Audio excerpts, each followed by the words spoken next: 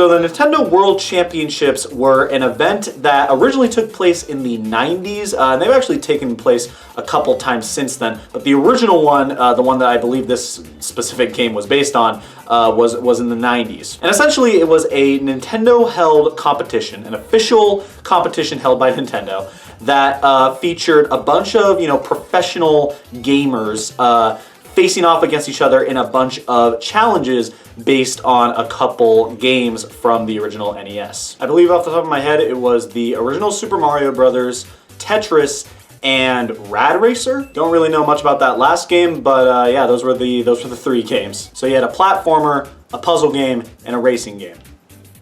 Makes sense to me. But yeah, and basically the winner of this competition, or I believe actually there were a couple winners, but the winners of the competition would get like a bunch of money and then like a cool couple pieces of swag from Nintendo on top of it. It was cool. They actually got one of the original winners from that 90s championships event to appear in the announcement trailer for the game. But yeah, like I said earlier, they did do this a couple other times. I believe they did this in 2015 for Nintendo's E3 event, and they did this in 2017, I think, for the release of Super Mario Odyssey. And if it wasn't for Super Mario Odyssey, it was at least held around the time of that game's release. But yeah, this game is based on that original 1990 championships event, and at least based on concept alone, I think it's pretty cool. The event actually featured the competitors playing off of specific